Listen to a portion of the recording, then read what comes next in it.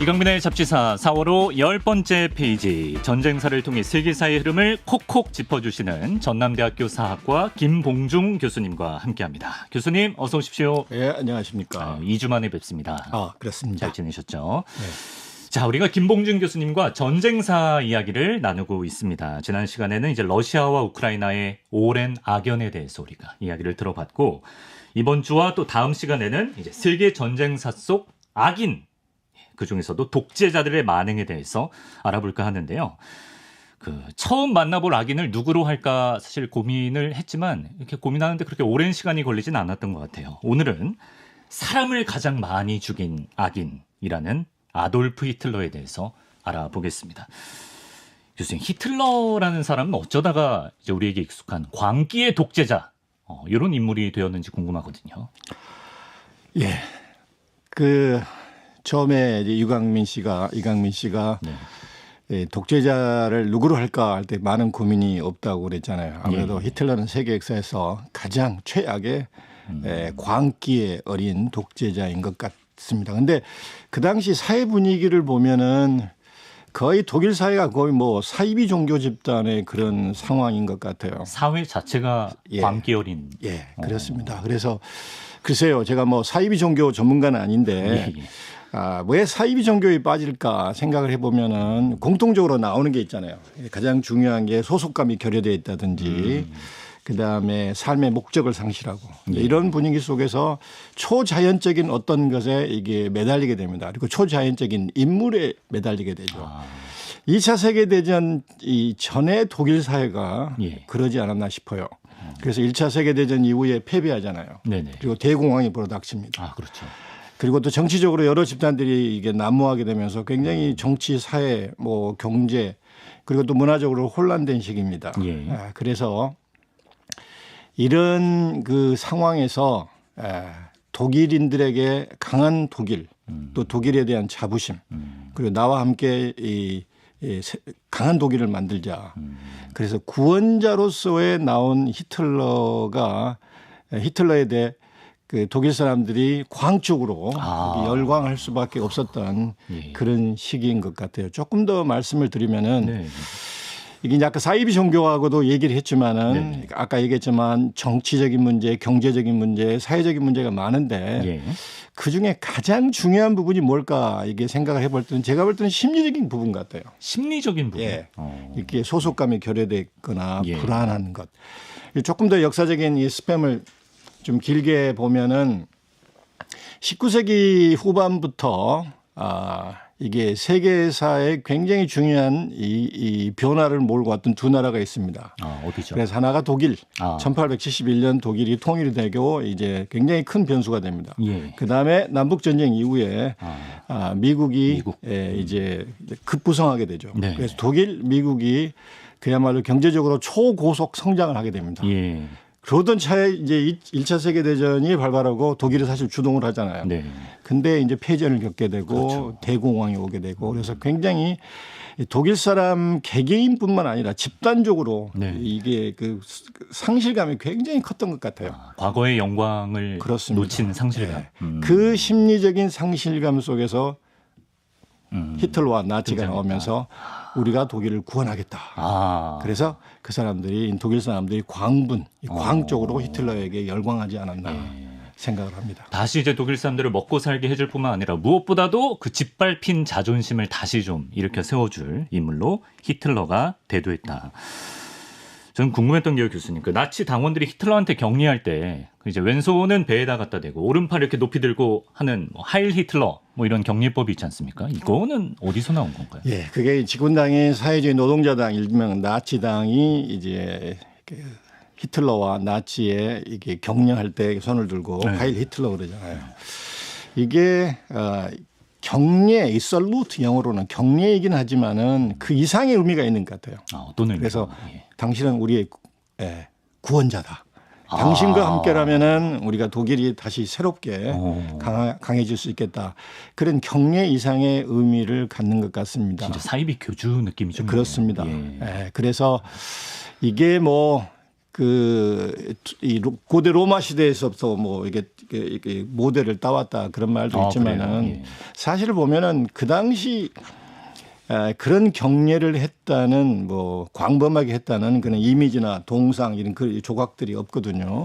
네. 그래서 아무래도 이 손을 들고 하는 그 경례를 통해서 네. 집단 동질감 그리고 그 아까 얘기했지만 히틀러에 대한 광적인 이 매달림을 통해서 히틀러와 함께 독일이 이제 부활해야 된다 이런 것들이 강하게 일어난 것 같습니다. 예. 사실은 1892년에 네. 이제 미국에서 네.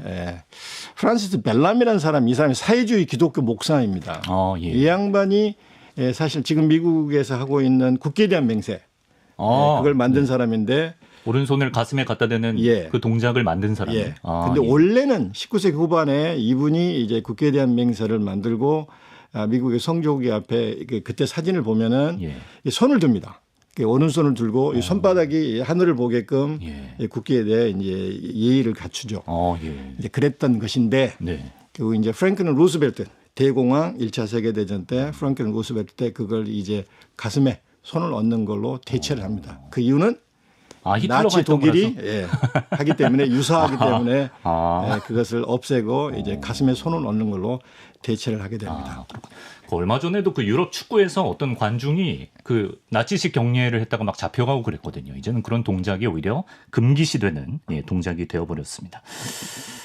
당시 독일 국민들이 새로운 총독 히틀러에게 갖는 기대감이 굉장히 높았던 것 같은데 지지층을 좀 결집시키는 히틀러의 뭐 특별한 전략 같은 게 있다면 어떤 게 있을까요?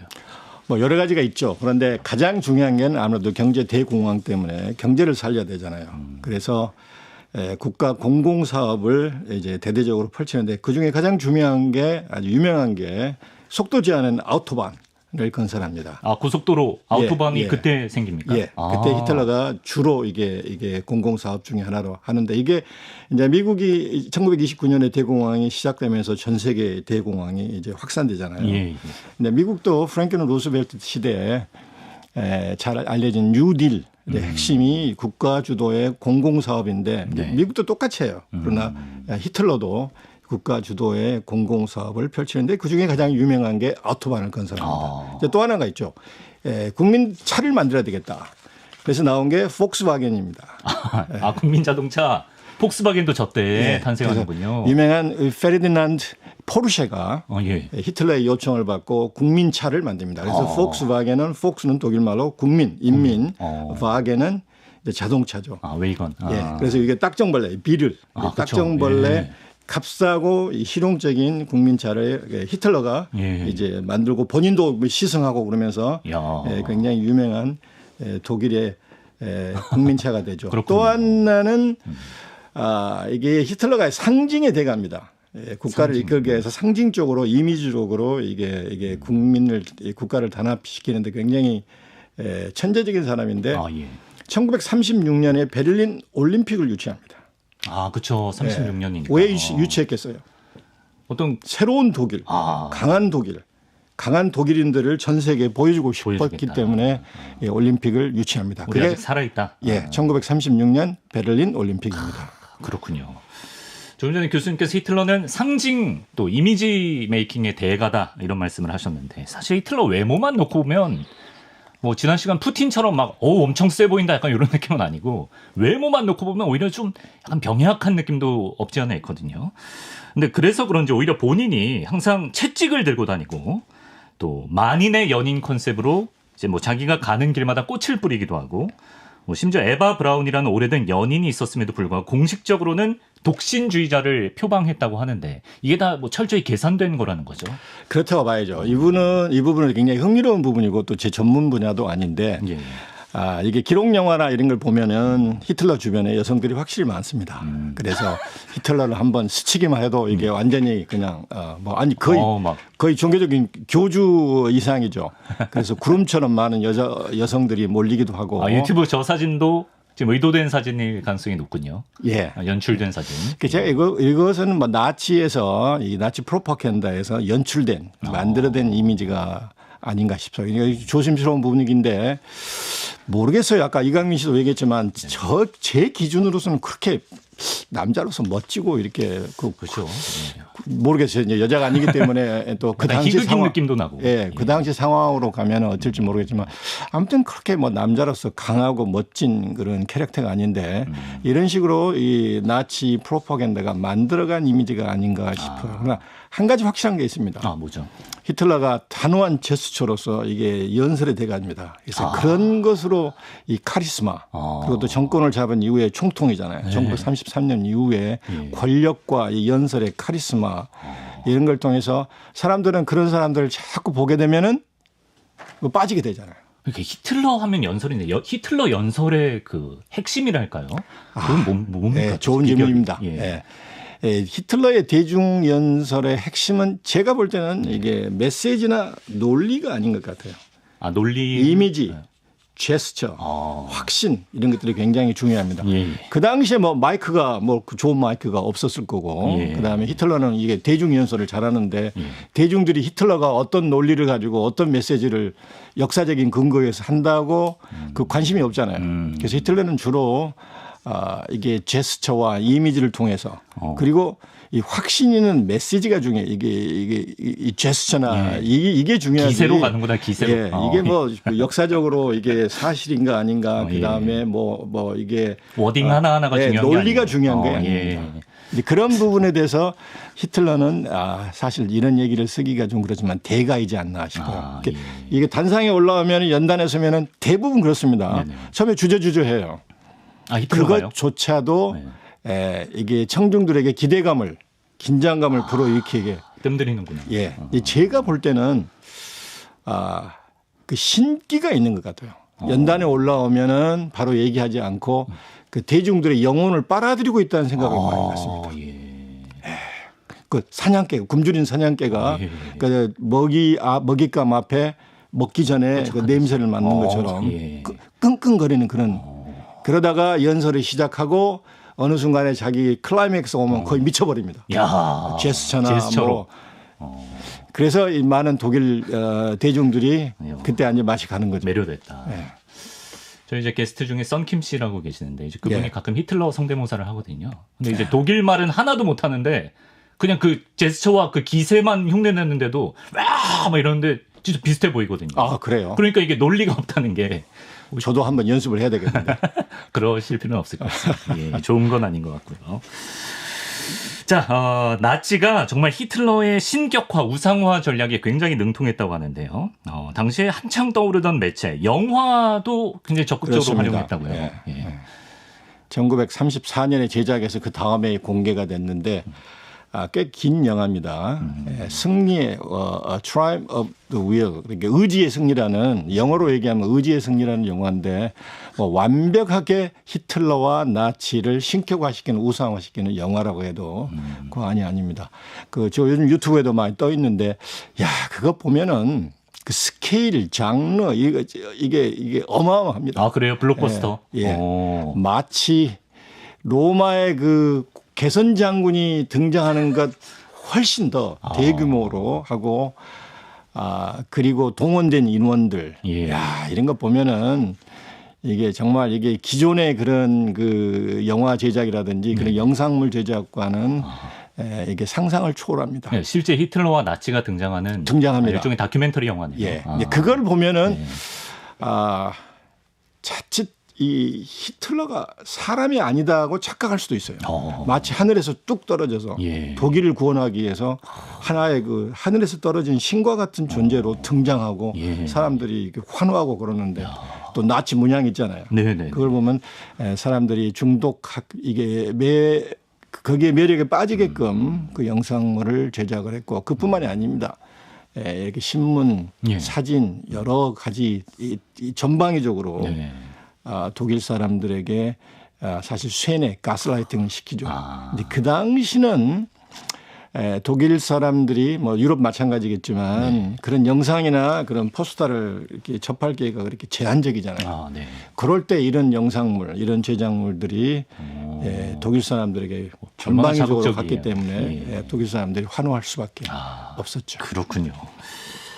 자, 사실 뭐 어떤 사람이든 명과 암의 공존하겠습니다만 우리가 히틀러를 악인이라고 일컫는데 주저함이 없는 가장 큰 이유가 있다면 바로 2차 세계대전 중에 저지른 유대인 대학살, 홀로코스트 때문일 겁니다. 요즘 히틀러는 왜 이렇게 유대인들한테 못된 짓을 많이 한 겁니까? 네. 이것도 약간 역사적으로 민감한 부분이기는 합니다. 그렇습니다. 네. 그러나 우리가 보통 반유대주의 그러면은 수백 년 적어도 어쩌면 1000년 이상 유럽을 휩쓸었던 이 유대인 반유대주의가 사실 팽배했습니다. 그러다가 19세기 후반 특히 1차 세계대전 패배 이후로 독일에 특별하게 강하게 반유대주의가 이제 기승을 부리게 되죠. 결정적인 게 아무래도 유대인이 금시장을 장악하고 있다.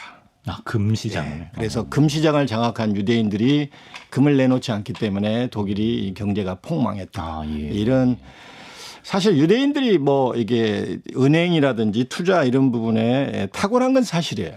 유대인들이 유명하죠.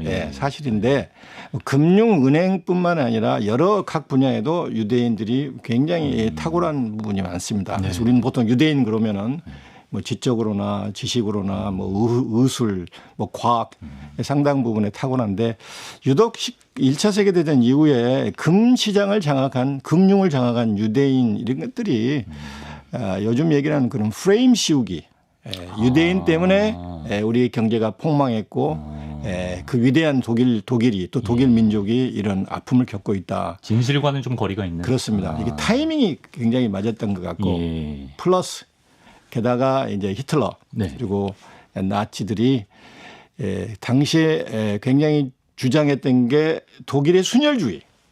강한 순혈주의. 독일의 그 능력 있는 이 독일인들의 피가 세계를 지배해야 되는데 그걸 가로막고 있는 1차적인 장애물이 더러운 피를 갖고 있는 유대인이다. 프레임을 짜버리는. 19세기 후반부터 이제 우생학 이런 것들 때문에 이게 인종주의에 굉장히 이제 전 유럽에 확산되고 또 미국에서도 굉장히 확산되고 있는 시점인데 히틀러가 이렇게 이게 경제적인 난국 아까 얘기했지만 소속감, 결여, 여러 가지 상실감 플러스 이 문제가 결국은 더러운 유대인 때문이다.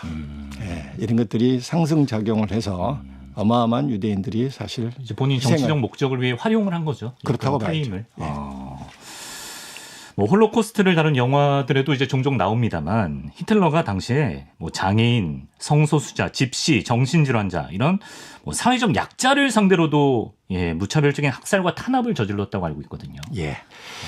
이게 아시는 분은 아시겠지만 이런 것들이 역사에 많이 이제 드러나지 않는 부분입니다. 그래서 홀로코스트의 좋은 점도 있지만은 홀로코스트가 너무 부상이 되다 보니까 아까 얘기했던 장애인, 집시, 슬라브족들 그다음에 동성연애자들, 성소수자들 이런 사람들이 얼마나 많이 죽었는가, 희생당하는가 그 역사적으로 약간 묻히는 경향이 있습니다. 어쨌든 600만 명의 유대인들이 이게 희생당했다. 그건 다 아는 사실인데 사실은 성소수자 그리고 슬라브족들, 집시들 이런 또 장애인들이 100만 명 이상이 나치와 나치 조력자들에 의해서 2차 세계대전에 목숨을 잃게 됩니다. 그 중에 하나가 뭐 히틀러가 집권 이후에 T4 작전, 그래서 T4 작전이라는 건데 쉽게 얘기하면 장애인들을 그냥 속간에서 정리한다, 죽인다는 작전이에요. 그래서 왜 그러냐? 그러면은 경제도 어려운데 장애인들이 우리 세금을 축내고 있다. 그리고 이게 강한 순혈주의, 강한 독일 민족을 우리가 이게 만들어야 되는데 장애인들이 장애물이다.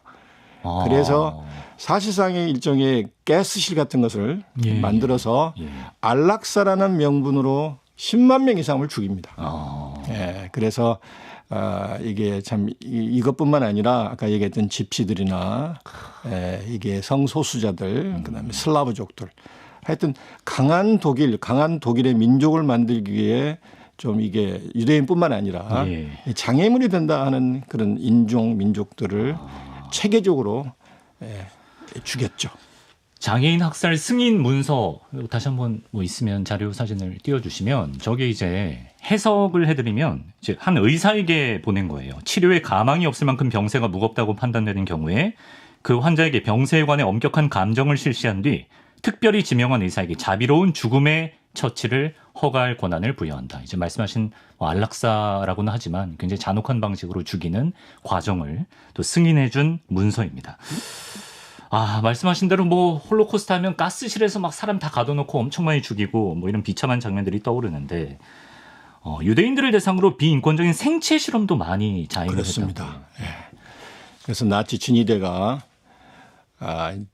이 유대인들을 이제 몰아서 강제 수용소에 몰아 넣어서 강제 노역을 시키기도 하고 또 이렇게 가스실에 보내기도 하는데 가장 유명한 게 폴란드에는 아우슈비츠 유대인 수용소가 가장 유명하죠. 네. 모든 영화라든지 이런 것에 많이 나오는 부분인데 초기에 그 나치 친위대 수장인 헤르만 괴링이 유명한 악명 높은 이 게슈타포 비밀 경찰을 만들고 그 위에 또 하이니 힘리 이런 사람들이 유대인 수용소를 만들어서 이렇게 강제 노역을 시키고 또 이렇게 수만 명을 학살을 합니다. 네.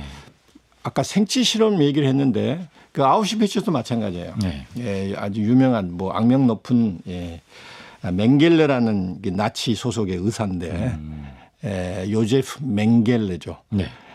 이 양반이 이제 생체 실험을 주도를 합니다. 그래서 손가락 하나로 어떤 사람은 가스실로 어떤 사람 또 살리고 그래서 이게 선별을 하죠. 그래서 이게 별명이 죽음의 천사라고 할 정도로 그 사람의 손가락 하나에 유대인들 수용된 유대인들의 생사가 갈리죠. 이게 뭐 제가 이 방송에서 이게 얘기할 수 없을 그런 잔인한 생체 실험을 합니다. 뭐 하나만 예를 들면 쌍둥이들이 왜 나오는가? 또 쌍둥이들은 똑같은 일란선 쌍둥이인데 어떤 상황에서 어떤 애는 살아남고 어떤 애는 죽나. 그래서 눈에다가 약물도 투여하고 장기를 꺼내기도 합니다. 그래서 똑같은 쌍둥이인데 왜 누구는 살고 누구는 죽고 혹은 더 오래 있다가 죽는가 이런 걸 실험하기도 하고 심지어 쌍둥이를 둘이 수술해서 붙여놓기도 합니다. 그래서 뭐 이건 뭐 제가 방송에서 할 수 있는 정도의 예지 아주 더 끔찍한 것도 많죠. 그렇죠. 그랬던 이유는 근본적으로 맹겔레는 독일 민족 우월주의입니다. 우생하게 미친 사람이죠.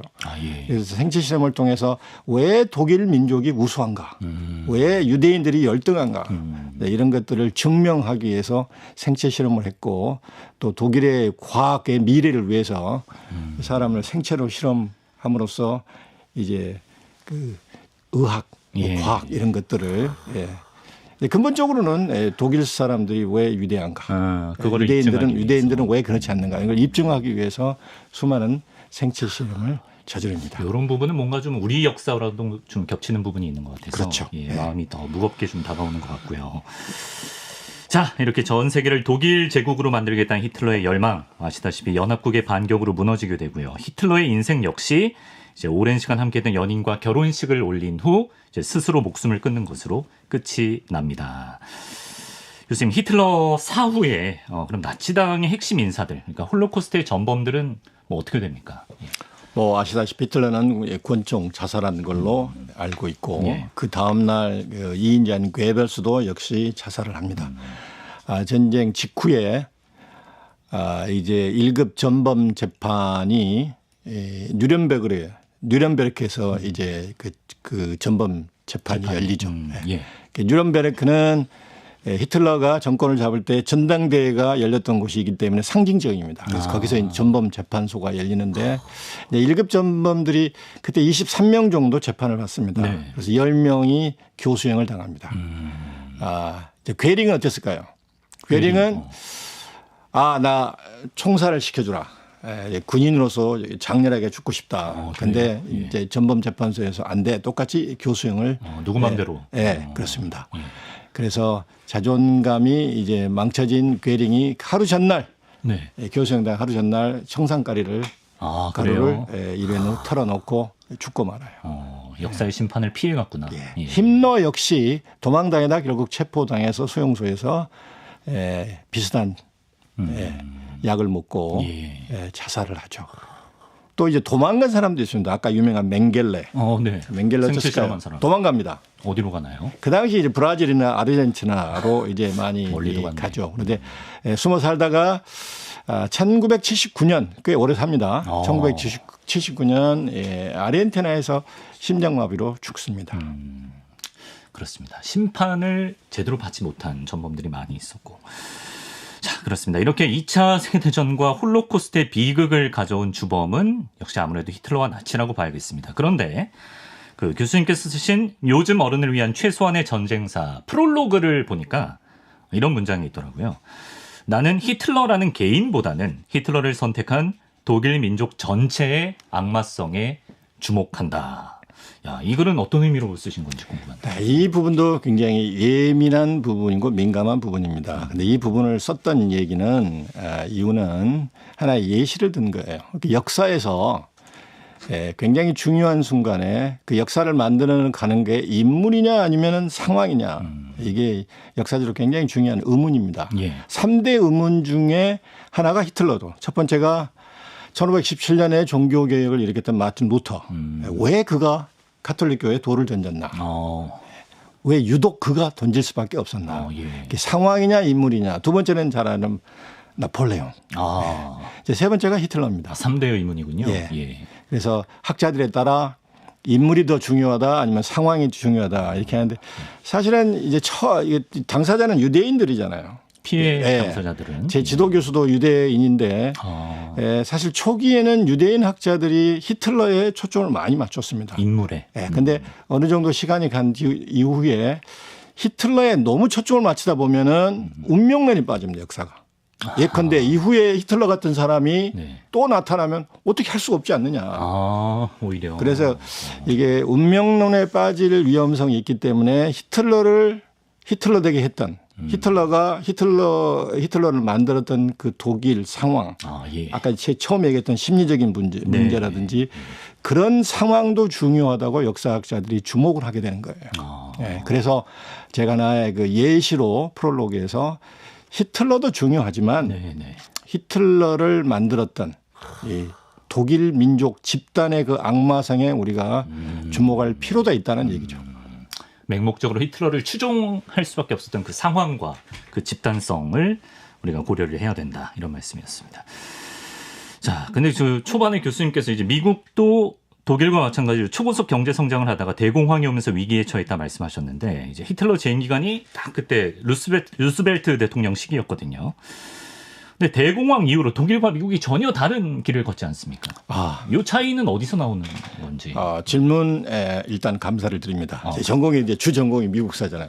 그렇죠. 아까 말씀드린 것처럼 히틀러와 루스벨트는 한 사람은 이제 악마고 한 사람은 그 악마로부터 세계 민주주의를 지키려고 하는 뭐 이렇게 선한 사람으로 위인으로 이렇게 취급을 하는데 거의 동시에 정권을 잡습니다. 1933년 3월에 히틀러는 독일의 총통이 되고 루스벨트는 미국의 대통령으로 취임합니다. 같은 해예요? 거의 동시에 죽어요. 2차 세계대전 끝판에 1945년 4월에 먼저 루스벨트가 지병으로 죽고 그다음에 며칠 뒤에 히틀러가 곤충 자살합니다. 둘이는 이게 한 시대를 뭐 풍미했다 할 정도 굉장히 중요한 인물이죠. 그런데 두 사람 차이를 보면은 히틀러는 정권을 잡았던 가장 중요한 이유가 이전 정권 바이마르 정권을 원색적으로 비난합니다. 독일 민족이 이런 민족이 아닌데 또 독일이 이렇게 망가질 수가 없는데 이전 정권 바이마르 정권이 너무 무능했기 때문에 독일이 이런 상황이다. 그리고 또 아까 얘기했지만 유대인들을 원색적으로 비난합니다. 그렇죠. 독일이 이럴 수가 없는데 이 더러운 유대인들 때문에 독일이 폭망했다. 그런데 거의 동시에 미국의 대통령이 된 루스벨트는 이전 정권에 대한 비판은 거의 없고 그리고 이 취임사를 읽어보면은 초반에 이런 얘기를 해요. 우리 미국은 아직도 감사할 것이 많은 나라다. 그 쉽지 않잖아요. 감사할 게 많다. 감사할 것이 많은 나라다. 제도와 미국의 전통에 대해서 일말의 의문을 제기하지 않습니다. 그리고 이건 심리적인 것이다. 그리고 취임식에도 후보 4분을 본인이 모시고 취임식에 옵니다. 같이 경쟁했던 후보? 그렇죠. 예. 정적이었죠. 예. 네. 그런데 취임식에 모셔오고 사실 취임사도 굉장히 흥미로운 부분인데 네. 취임사 시작에 친애하는 후보 대통령. 친애하는 후보 대통령. 네. 정식적으로 문서에서는 후보 대통령 얘기 상상도 나오지만 못할 일인데. 그리고 국민 여러분, 내 친구 국민 여러분 이렇게 시작을 합니다. 안고 가는군요. 예. 그래서 기존의 전통과 제도에 이 지도자가 어떤 시선을 갖고 있느냐. 이게 이제 두 사람의 운명이 또 두 나라의 운명이 갈린 거라고 저는 봅니다. 그래서 이제 결속력을 가져가는 과정에서 한쪽은 화합을 통해서 뭔가 결속력을 가져갔다면 한쪽은 막 혐오하고 막 갈등 부추겨서 결집시키려고 하니까 거기서 결국 차이가 만들어진 게 아닌가. 또 오늘날에도 뭔가 시사하는 바가 있는 것 같기도 하고요. 자, 이제 마치면서 이제 앞으로의 역사에서 제2, 제3의 히틀러가 나오지 않는 게 뭐 당연히 중요할 텐데 오늘 히틀러 이야기를 나눠보면서 앞으로 우리가 좀 생각해야 할 부분이나 또 태도가 있다면 어떤 게 있을지 한 말씀 해주시면. 예, 제가 요즘 어른을 위한 세계사, 전쟁사에도 그런 부분을 간접적으로 강조를 많이 했습니다마는 사람과 이게 인간이 이게 바뀌지 않는 것 같아요. 그래서 우리가 예를 들어서 악마 히틀러라는 예방주사를 맞았잖아요. 예. 강한 예방. 처절한 예방 주사를 맞았다면은 이제 면역이 돼야 될 텐데 그렇죠. 그런 일이 생기지 않아야 될 텐데 그렇지가 않습니다. 계속해서 지금도 마찬가지로 이게 반복이 되는 게 굉장히 안타까울 뿐입니다. 또 이후에도 히틀러 뭐 준 히틀러로 비유되는 사람들이 많이 나오죠. 예컨대 가장 히틀러와 비유돼서 묘사된 사람이 이라크의 사담 후세인. 예. 네. 사담 후세인뿐만 아닙니다. 우리 일상 중에 크고 작은 히틀러들이 있다고 봐야죠. 사실 우리 안에도 있습니다. 크고 작은 그렇군요. 히틀러가 있습니다. 제 안에도, 교수님 안에도. 그렇습니다. 당연하죠. 그래서 내 안에 있는 히틀러를 폭발하지 않게끔 이강민 씨도 저희를 견제를 해야 되고 그런 것입니다. 전쟁사 얘기에서 얘기를 했지만 이게 역사를 보면 확률적으로 독재자나 정권이 이게 집약된 곳에서 전쟁이 일어날 확률이 굉장히 많습니다. 확률적으로. 그래서 우리가 경각심을 가지고 우리 국민들이 경각심을 가지고 또 이게 요즘은 국제사회가 서로 협조를 해야 됩니다. 함께 우리가 경각심을 갖고 2차 세계대전 이전의 독일의 상황이 다시는 재현되지 않도록 우리가 노력하는 수밖에 없죠. 그렇습니다. 역사를 통해 배워야 될 교훈, 중요한 교훈을 마지막에 짚어주셨습니다. 여기까지 세계 전쟁사 속 악인, 오늘은 아돌프 히틀러에 대해 알아봤습니다. 김봉준 교수님 2주 뒤에 다시 뵙겠습니다. 말씀 고맙습니다. 예.